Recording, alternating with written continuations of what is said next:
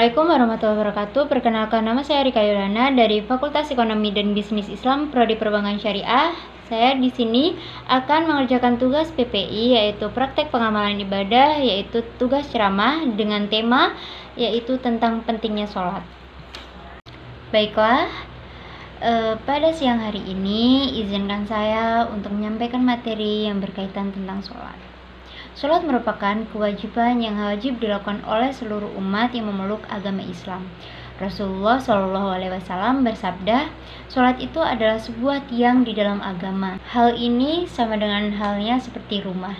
Jika sebuah rumah tidak memiliki tiang ataupun tembok sebagai penyangganya, pasti rumah tersebut akan mudah roboh. Mengingat betapa pentingnya sholat, maka orang yang sedang sakit pun diwajibkan untuk sholat.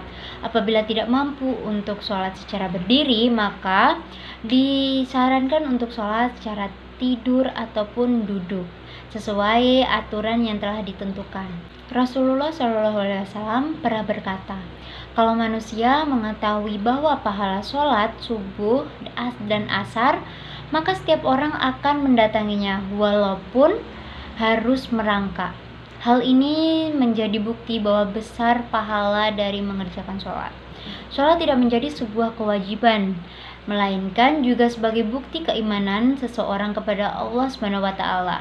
Di dalam Quran surah Al-Ma'un ayat 4 dan 5, Allah berfirman yang artinya, di dalam Quran surah Al-Ma'un ayat 4 dan 5, Allah SWT berfirman yang artinya, alladzina hum an sholatihim sahun alladzina hum yura'un.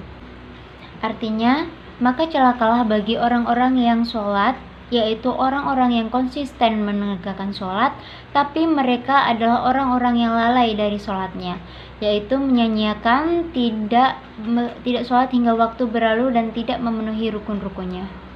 Jika sholat seseorang baik, maka amalan yang lain pun ikut baik. Namun apabila sholat buruk, maka amal ibadah yang lain juga ikut buruk. Sholat sebaiknya dilaksanakan tepat waktu, secara khusyuk, saat kumandang azan terdengar.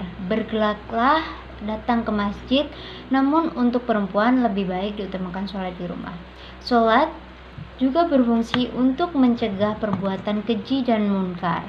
Hal ini seperti firman Allah SWT di Quran surah Al-Ankabut yang berbunyi, utlu ma uhiya ilaika minal kitabi wa aqimis sholata inna sholata tanha 'anil mahsya'i wal munkar wa dzikrullahi akbar wallahu ya'lamu ma tas'aun.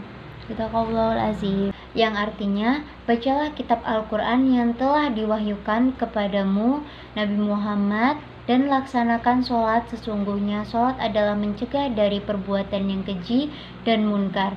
Dan ketahuilah, mengingat Allah SWT, sholat itu lebih besar keutamanya daripada ibadah lainnya.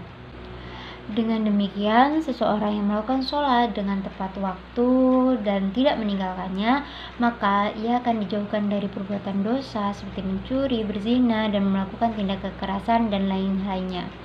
Demikian, itu tadi adalah materi singkat yang dapat saya sampaikan. Semoga Allah memberikan kemudahan kepada kita semua untuk selalu menjalankan sholat dengan baik sesuai dengan tuntunan agama. Amin Allahumma amin. Sekian dan terima kasih. Saya akhiri. Wassalamualaikum warahmatullahi wabarakatuh.